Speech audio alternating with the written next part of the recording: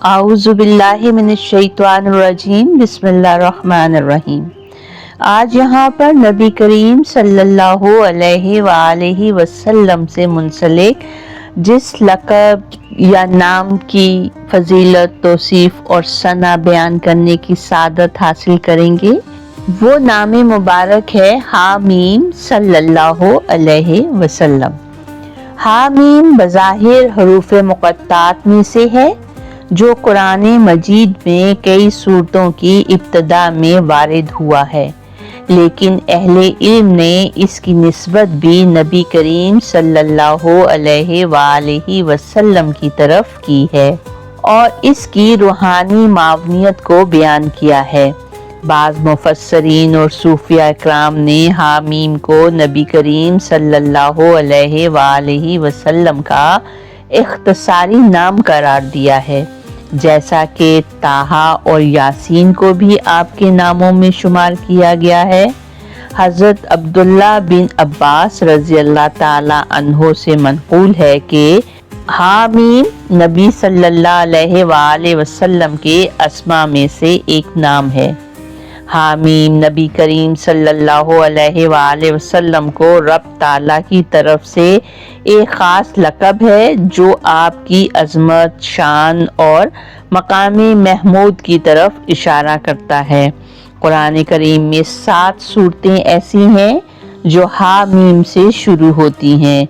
सूरतुल गाफ़िर, सूरतुल फसीलत, सूरतुल शोरा, सूरतुल ज़ुख़रफ़, सूरत दुखान, सूरत जासिया और सूरत अहक़ाफ़।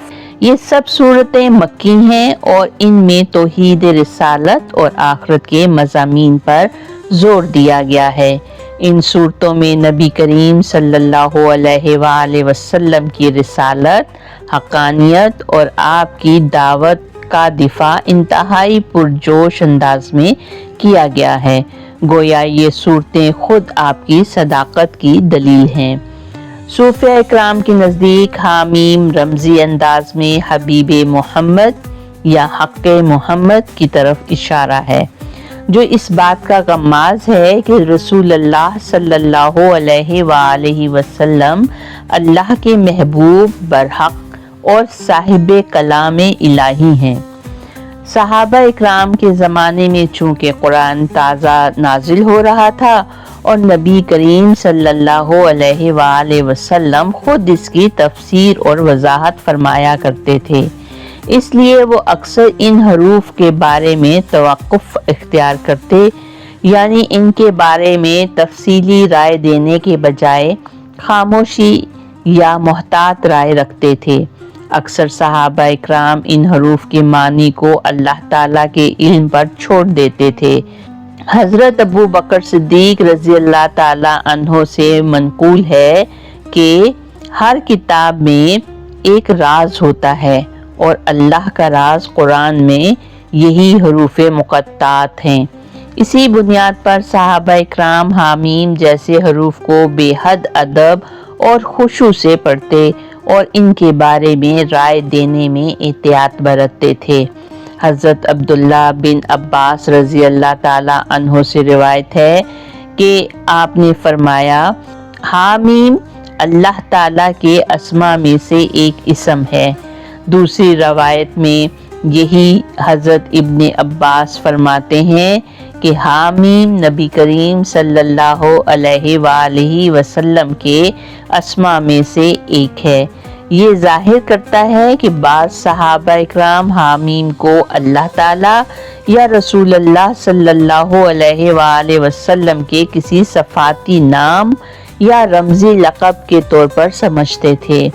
ना तो नबी करीम सल्लल्लाहु अलैहि वसल्लम ने इन हरूफ की तफसील हर सहाबी को बयान फरमाई और ना सहाबा ने खुद से इसकी तावील या तफसीर में जुर्रात की। इनका तर्ज ये था कि अगर मानी मालूम है तो बयान करो और अगर नहीं तो रुक जाओ और अल्लाह की हिकमत पर ईमान रखो। حامیم کے بارے میں صحابہ اکرام رضی اللہ تعالی عنہ کا رویہ ادب، احتیاط، توقف اور تعظیم پر مبنی تھا۔ بعض نے اسے اللہ یا رسول اللہ صلی اللہ علیہ وآلہ وسلم کے اسماء میں شمار کیا، جبکہ اکثریت نے اسے اللہ کا راز مان کر خاموشی اختیار کی۔ اہل تصوف نے حامیم کو محض ایک حروف یا صوتی علامت نہیں سمجھا، بلکہ اس کے باطنی اسرار، روحانی رموز اور عرفانی معنی پر گہری توجہ دی۔ ان کے نزدیک حامیم قرآن کا وہ نورانی دروازہ ہے جو راز نبوت، مقام محبوبیت اور سر رسالت کی طرف کھلتا ہے۔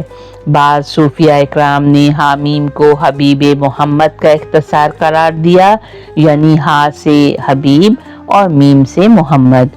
یہ دونوں حروف مل کر اس مقام محبت کو ظاہر کرتے ہیں جو نبی کریم صلی اللہ علیہ وآلہ وسلم کو رب تعالیٰ کے ہاں حاصل ہے۔ اہل تصوف کے ہاں ایک اصطلاح ہے حقیقت محمدیہ۔ یہ وہ نور ہے جس سے تمام کائنات کی تخلیق ہوئی۔ صوفیاء کے نزدیک حامیم اس حقیقت محمدیہ کی علامت ہے، یعنی وہ پہلا نور جسے اللہ تعالیٰ نے خلق فرمایا اور اسی سے باقی مخلوقات کو وجود ملا۔ حضرت جنید بغدادی رحمۃ اللہ اور دیگر بزرگ فرماتے ہیں، حامیم حروف کا وہ بحر بے کراں ہے جس میں عشق الہی اور مقام رسالت کا راز چھپا ہوا ہے۔ صوفیاء کہتے ہیں کہ جب سالک یعنی طالب حق حامیم کی تلاوت کرتا ہے تو اس کے دل پر ایک مخصوص واردات ہوتی ہے، دل نور سے بھر جاتا ہے اور وہ حق و باطل میں فرق محسوس کرنے لگتا ہے۔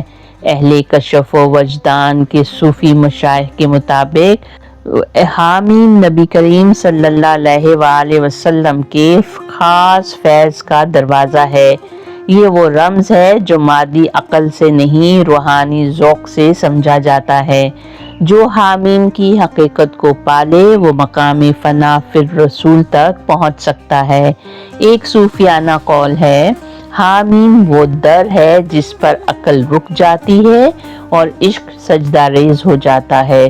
تفسیر ابن کثیر میں حامیم کو حروف مقطعات کہا گیا ہے، جن کے مطابق اللہ تعالیٰ ہی بہتر جانتا ہے یہ قرآن کے اعجاز کی علامت ہیں اور ان کے ذریعے عربوں کو چیلنج دیا گیا ہے وہ انہی حروف سے کوئی کلام لا کر دکھائیں۔ تفسیر رازی یعنی تفسیر کبیر میں حامیم کا مطلب حامیم الامر یعنی فیصلہ صادر ہو چکا۔ بعض نے کہا یہ اللہ تعالیٰ کا ایک اسم ہے، بعض کے نزدیک یہ نبی کریم صلی اللہ علیہ وآلہ وسلم کے ناموں میں سے ایک ہے، بعض کے نزدیک یہ روحانی رمز ہے۔ تفسیر زمخشری الکشاف کے نزدیک یہ حروف بلاغت اور اعجاز کا نشان ہے۔ قرآن انہی حروف سے مرکب ہے، اس کے باوجود کوئی انسان اس کی مثال نہیں لا سکتا۔ علامہ قرطبی رحمۃ اللہ کی تفسیر قرطبی میں حامیم اللہ یا نبی کریم صلی اللہ علیہ وآلہ وسلم کا نام ہے۔